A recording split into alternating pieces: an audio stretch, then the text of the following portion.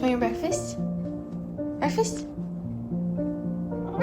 Yeah, okay, come on. Oh, come on. Want your breakfast, breakfast, breakfast. Yeah, crunchy, man.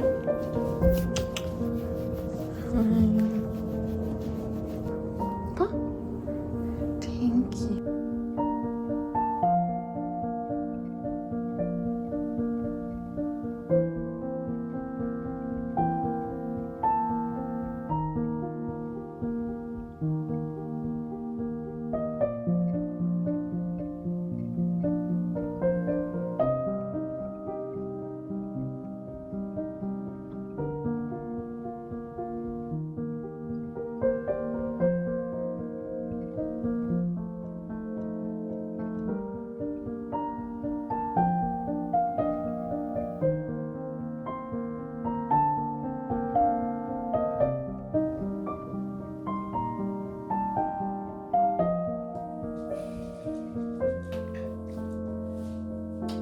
And then this broke down here, and so I went up to Shoppers, got nail glue, and put, it's a little piece of a tea bag on top of it.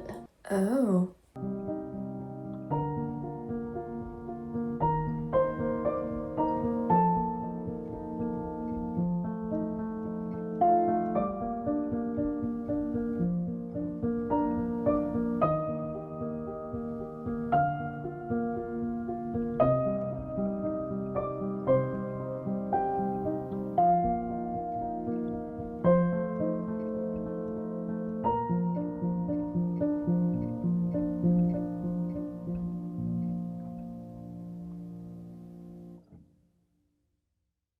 A very fine good morning. I just rolled out of bed and I just want to welcome you to a big cozy day of reading. Honestly, I don't think this is going to be strictly a 24-hour readathon because I just feel like when I do 24-hour readathons, they tend to create like a lot of like pressure and it feels a little bit more unenjoyable than just like waking up and being like, okay, I'm gonna kind of mindfully dedicate the day to reading, and it just allows me to like enjoy it a little bit more and it takes all of that pressure off. This whole day, fingers crossed, is gonna be about reading, which I cannot wait. So the first thing I did when I got up was hang out with the cats, feed the cats, prepare a cup of coffee with my new peppermint, I think it's peppermint mocha, that I got in the States. I got this from Whole Foods and it's pretty good. It's pretty good. It's not bad. And I've started my first book of our reading day, which is actually an anthology of Arctic horror stories. So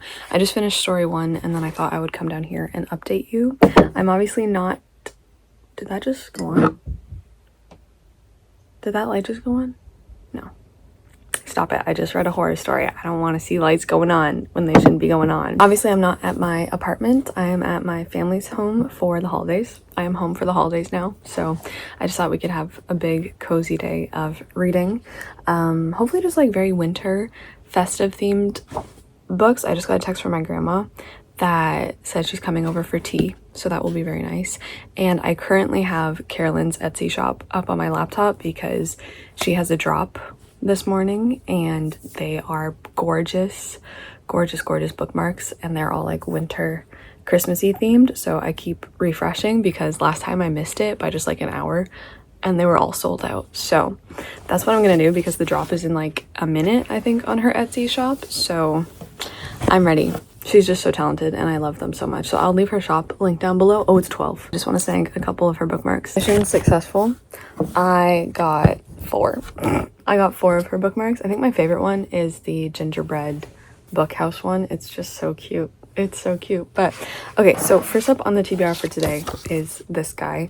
Yeah, this is Tack to Me, an anthology of Arctic horror stories. The title means in the dark and I am excited.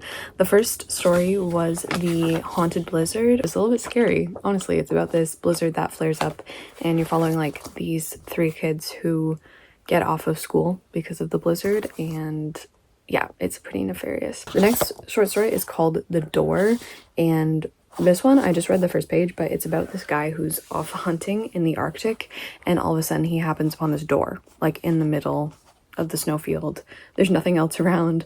The door isn't even connected to the ground, so I'm intrigued. I'm very intrigued. This one is like 160-ish pages, so I should be able to read this today. And then when I'm doing other things, because we actually have quite a not really last minute yet. It's not last minute Christmas yet, don't worry. A bigger list of things to do for the holidays that I need to do today, like gifts and stuff. So while I'm doing that, I have a couple audiobooks on the go. I think the one I'm aiming to finish first is The Dagger and the Flame, which I've been listening to for a little bit now. I'm honestly almost done this one. This is I don't think it's YA. No, is it YA? I keep forgetting if it actually is. I've been like mildly interested in it. I really do. Okay, it is young adult. Yeah, it is young adult.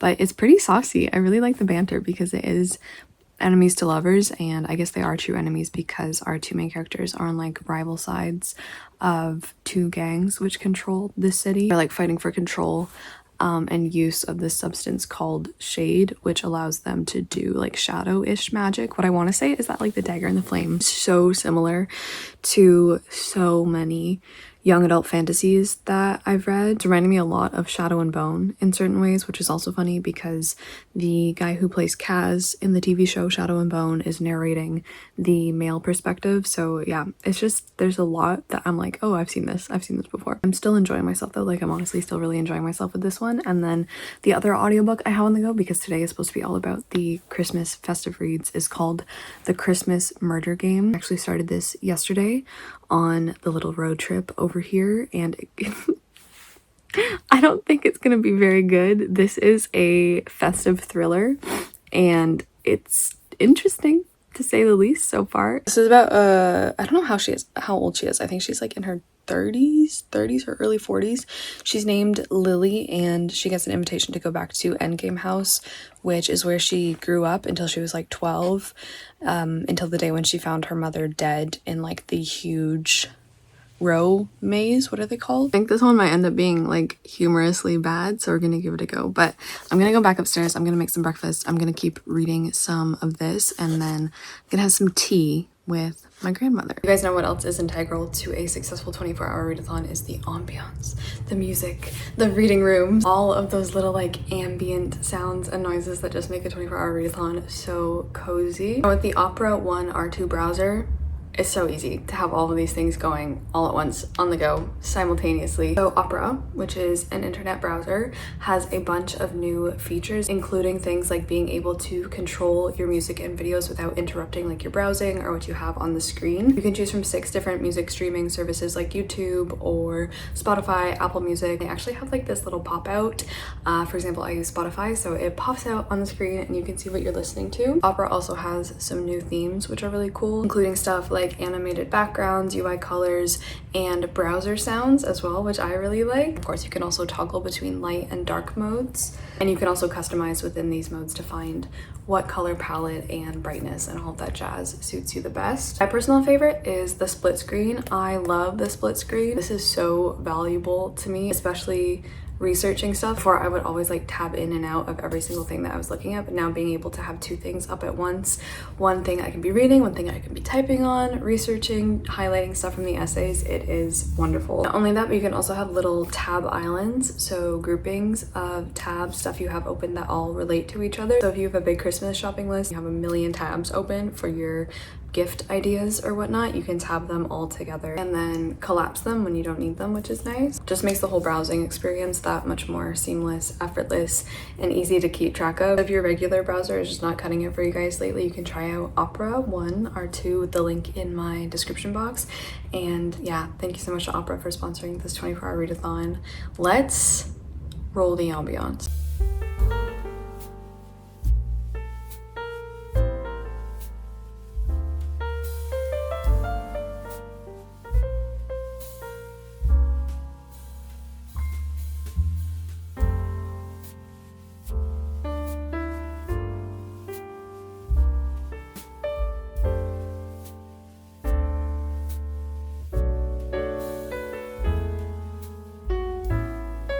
Guys, I'm all ready to go out Christmas shopping just to run a couple errands. I need to get, I have a thing in mind that I want to get my brother, so we're gonna go there. I also need to pick up some cat food. I kind of want to get Evie a gift. Would love to get Evie a little Christmas toy gift. I'd love to get my brother's cat Chino a little something. I'd love to get my brother's girlfriend a little something. So just a few like bits and bobs to pick up, but really excitingly, it is snowing right now and I'm so happy about it, and we're gonna go out there. I might pick up a little something to eat for myself because I feel like I live in a little bit of an ingredients household and I'm hungry. Hey, do you want to say hi? Oh, hello. Are you excited for Christmas? Are you excited for Christmas?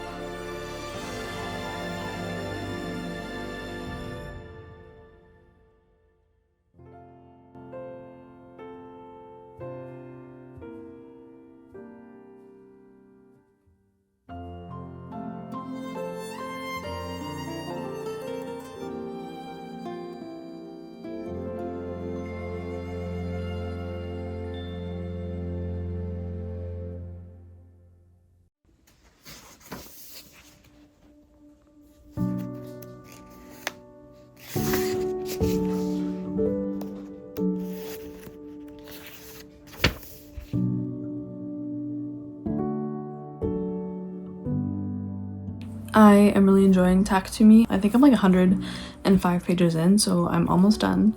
The first read of the day, which is nice. The sun has gone down, but I'll still be up for a while yet. The first few stories I wasn't really getting into too much because they were quite short and they were more about like horror stories about monsters, and I feel like when you pick not like a random monster, because there's never anything random about like what scares us. I think they always speak to something that we deeply fear, but when I'm talking about like just creatures with other forms that are much different than us. They're huge. They have multiple arms or legs, or just like monsters from myth and fable and legend. I'm always a little bit less interested and definitely less scared by those stories, although the first story was a little bit creepy just because there was like this one scene with a shower curtain. The guy was like, oh no, like I totally like never close the shower curtain, it's always open after people are done showering.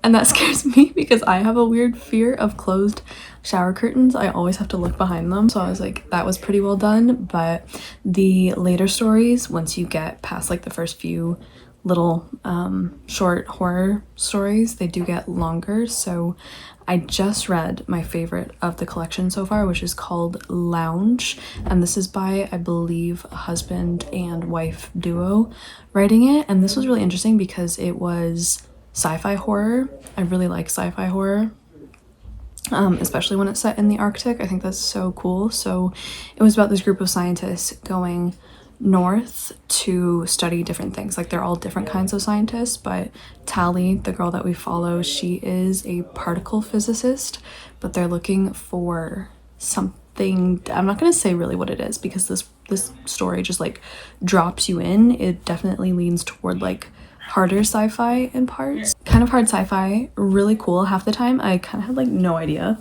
what is going on. Hard to conceptualize, but I really did enjoy that. However, I was just like, ooh, The Lounge might be my favorite story. But I just started one. It is really interesting because this is the one, I mentioned this story in the synopsis actually. This is like the zombie apocalypse kind of story. But it's really well done because number one, it's reminding me of The Marrow Thieves by Sherry Dimeline, and that was a very, very good YA dystopia about Indigenous people, how their bone marrow was what allowed people to dream. So there's a lot going on in that one, and the short story is kind of reminding me of that because in this like zombie apocalypse, a lot of people have obviously been wiped out, but we're following these three like kids. Sorry. They have all journeyed much more north to get away from everything. They're fleeing. I'm pretty sure all three of them are orphans, but then like out of nowhere this helicopter descends and this white dude gets out and he's like, yo, I'm from Renew, Canada, and I am here to basically collect all of you guys and bring you back down south because you all have to get vaccinated against like the zombie virus. But it's talked about in very much pandemic terms, which is funny because I think this collection did come out in 2019.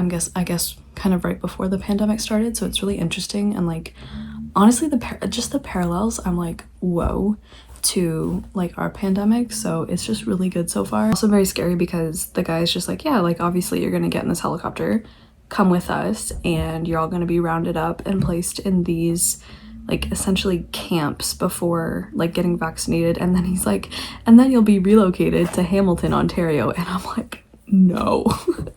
No, my worst nightmare, getting relocated to Hamilton. I can't recommend that. I can't recommend that enough. So like that's a horror story right there in itself. Okay, going to Hamilton, Ontario. Okay, so far so good. And I also made a lot more progress on the dagger and the flame. I have just made myself a little cup of tea. One thing I will say about the dagger and flame is that it is a little bit too repetitive and drawn out. I think right now I'm gonna sit down and finish Tuck to Me because I really only have like 50 pages left, and then I think we're gonna make some, what are they called?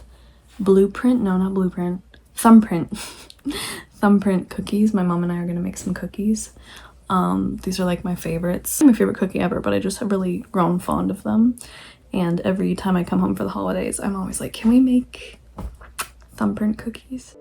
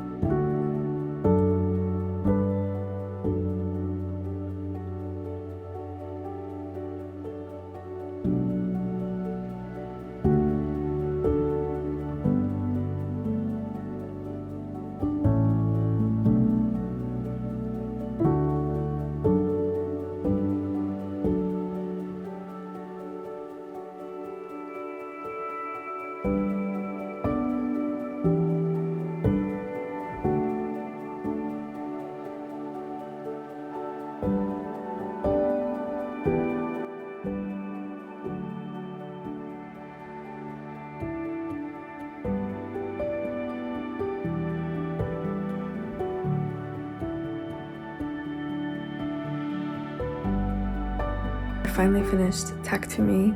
Really good, and would you believe that the last story in the collection actually graced me with a snowy hotel. The very last story in the collection was really scary.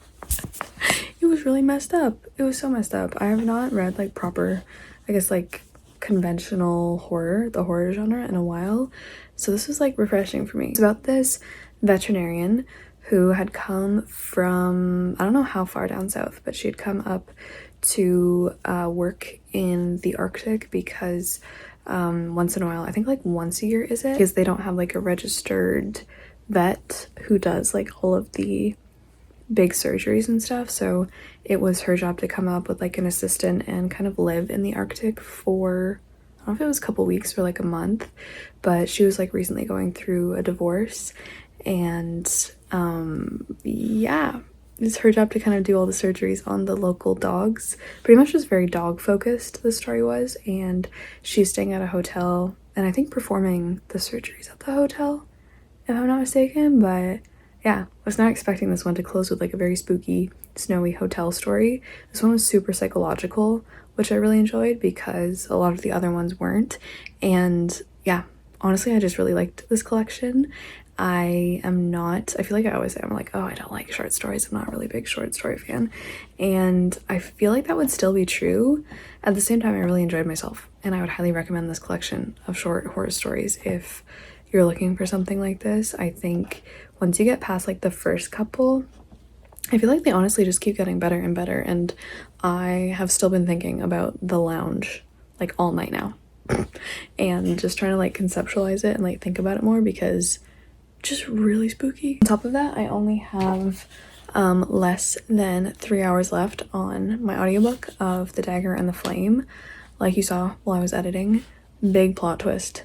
Big plot twist just happened that I should have seen coming, but I didn't, probably because I was not really thinking about it too hard at all, but my jaw dropped. As I finished Tech to Me, I did bring another book that I had in mind for like a 24-hour readathon or reading all in one day that I think I'm just going to start now before I get to bed. It's this book, but this is a middle grade fantasy also set in the Arctic.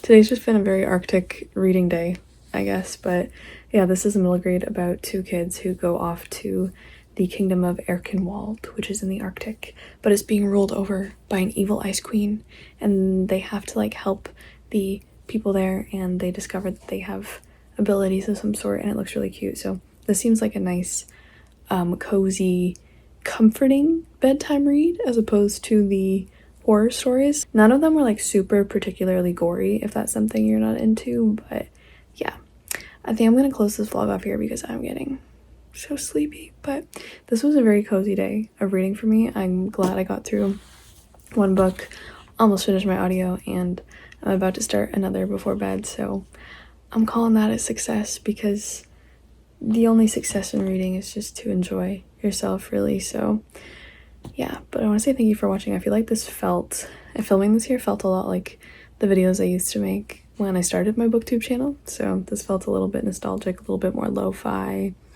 Yeah, I hope you enjoyed it. And let me know what you think of like inserting more like read with me clips in vlogs, or if you'd like that just to be completely separate, because I kind of like when booktubers that I watch insert clips of like read with me's, because it feels like I'm like, oh, I can like take a little break and read at the same time, you know, and then I can put it down and then watch people talk about books again, which I really like. So but yeah, I'm gonna log off, I'm gonna sign off, and I'm gonna get into bed. So I hope you all have a cozy winter or summer or whatever it is, wherever you are, day and night. In my next video, ciao.